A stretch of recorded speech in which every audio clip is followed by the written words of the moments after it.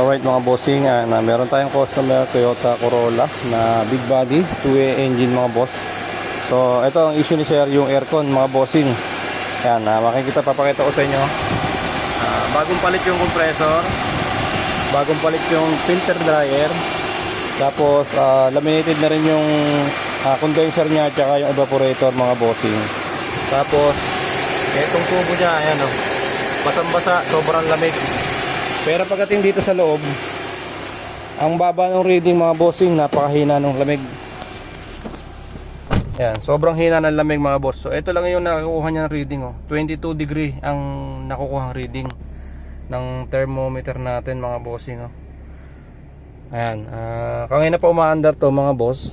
Pagka ito natapat sa tirik na araw mga bossing, halos hindi na maramdaman yung lamig dito sa loob. Papawisan na sila. So ngayon, ayan, subukan natin ayusin to. Nakikita kong problema dito mga boss, dito sa evaporator. Hindi natin alam, baka mamaya barado yung expansion valve, kaya yung lamig hindi ganun ka ganda yung ibinibigay dito sa loob mga bossing. Pero dun sa labas mga boss, napakalabig ng tubo. So nakakapagtaka lang kasi dito sa loob ang hina ng buga nung lamig mga bossing oh.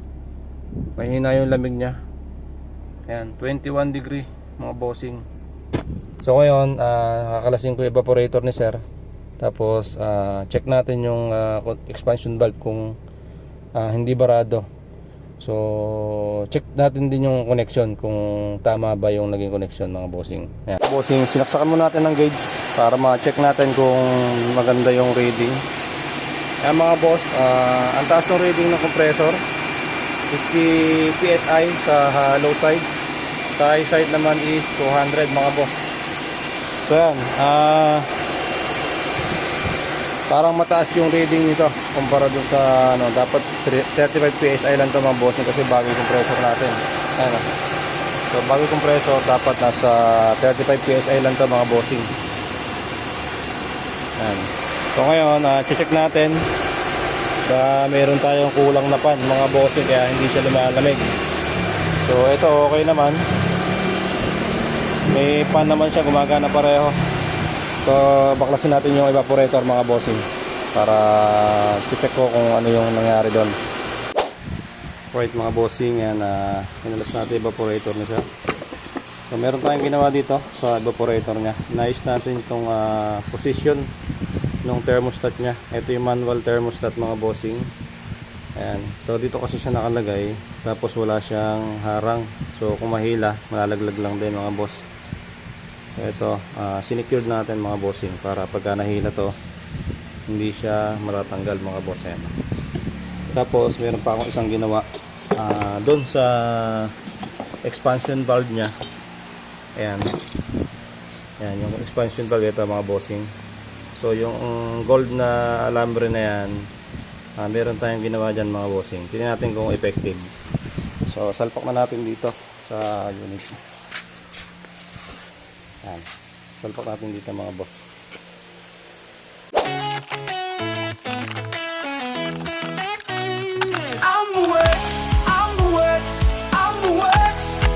Tunog ng makina, amoy ng gasolina. Handa na ba kayo?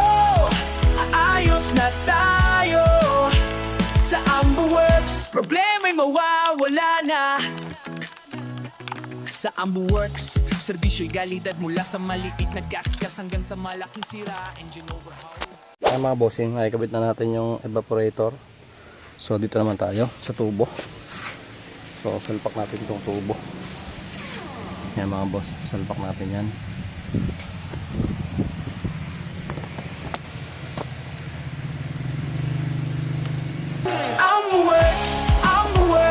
AmbuWorks, tunog ng makina, amoy ng gasolina. Handa na ba kayo? Ayos na tayo sa AmbuWorks. Problema'y mawawala na.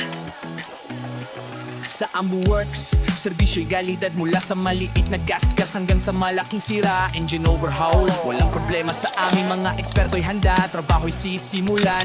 Auto parts, kompleto aming yan mga bossing, nakikita natin evaporator. So ngayon magba-vacuum na tayo mga boss.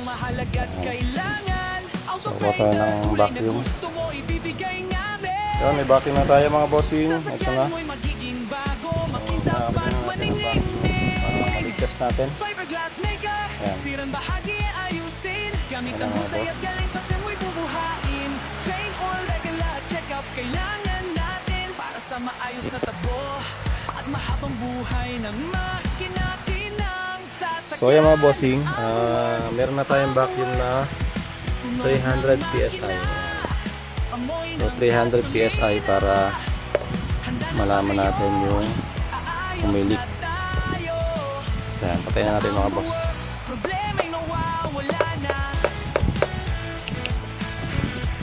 Ayan, binacuum na natin. So 0-0 na. So ngayon maglalagay tayo ng compressor oil mga bossing. So tanggalin natin to. Ayan, meron tayong oil dito mga boss. Ayan, pakita ko sa inyo. Maglalagay tayo ng 70 ml.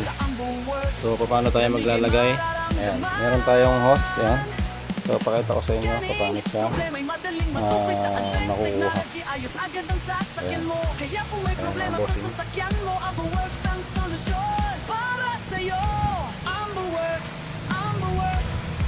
Tunog ng makina, amoy ng gasolina. Handa na ba kayo? Aayos na tayo sa AmbuWorks. So ito pakita ko sa inyo. Wala na. AmbuWorks, AmbuWorks, Ayan mga bossing. sa Hindi unting mauubos yan. problema mo sa sasakyan, agad namin naayusin. AmbuWorks, asahan nyo na para sa Ayan mga boss. maayos na biyahe. Nasip-sip na. Naubos na yung langis. Ayan mga boss. So didinig niya. Ayan, tumutunog. Sinisip-sip niya mga boss. Kailangan naman mga boss yun. Ulit natin dito. So kada mag-ano tayo ng aircon mga boss, mag-i-release tayo ng freon, kailangan natin magdagdag ng langis. So i-release ulit natin to. Hintay lang tayo ng mga ilang minuto mga boss, kakaroon na tayo ng freon.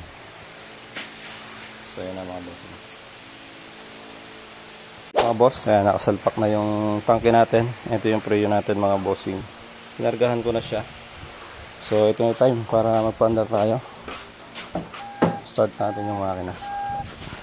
Ayan. Start tayo mga bossing.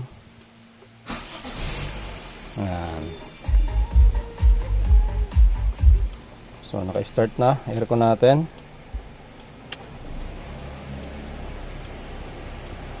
So buksan natin itong temperature ni sir. Ayan. So ngayon, ayan, papakita ko sa inyo kung anong reading yung mariread nito, yung compressor ni sir, ano. So doon muna tayo sa makina para magdagdag tayo ng freon mga bossing.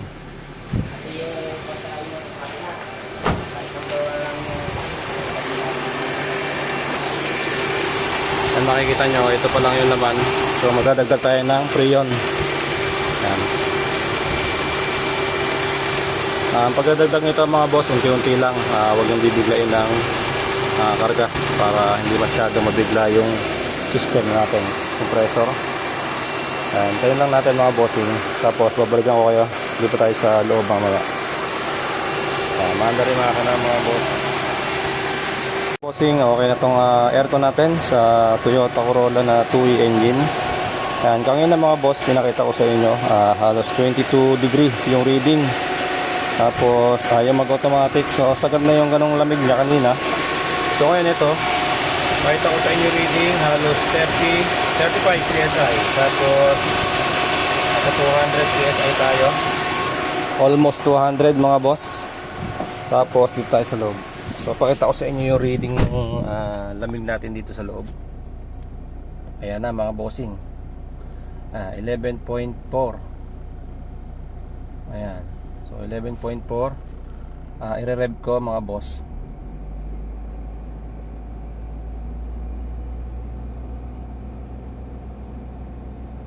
Ayan, bababa pa yan mga bossing.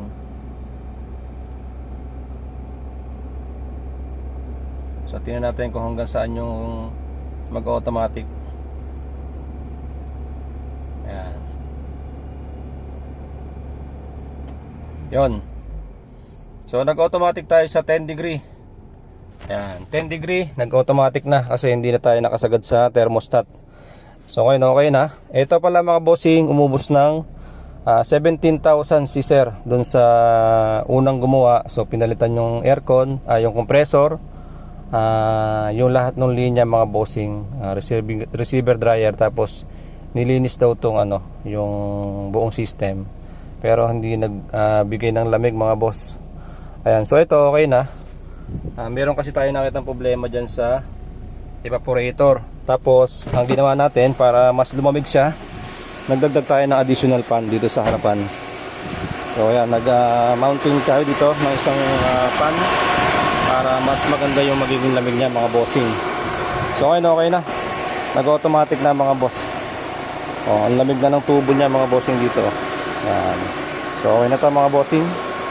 Ayan, natutuwa si sir ngayon kasi sobrang init. Hindi na siya papapawisan sa loob mga bossing. Alright mga bossing, okay na yung aircon ni sir. So siyempre gumastos pa rin siya ngayon, pero at least meron tayong warranty na binibigay sa kanya. Pagka nagka-problema, sabi ko kay sir, ibalik lang niya mga boss. Kung sakasakali mawawala yung lamig, balik niya sa atin. Wala siyang babayaran kahit 5 mga boss. So sa una kasing gumawa, ang sabi niya sa akin, halos maiyak-iyak siya kasi kada babalik siya mga bossing, nagbabayad daw siya. So dito sa atin, yun, gagarantiyahan natin yung gawa natin mga bossing. Yan. I'm the works, I'm the works, I'm the works. Tunog ng makina, amoy ng gasolina. Handa na ba kayo? Thank you. Ayos na tayo sa Ambo Works. Toyota Corolla. Problema'y mawawala na. Okay sir, pasok mo sir. Sa Ambo Works, serbisyo'y galidad mula sa maliit na gasgas hanggang sa malaking sira. Engine overhaul, walang problema sa aming mga eksperto'y handa. Trabaho'y sisimulan, auto parts, kompleto aming imbakan. Mula sa bolts at nuts hanggang sa mga piyesang mahalaga't kailan.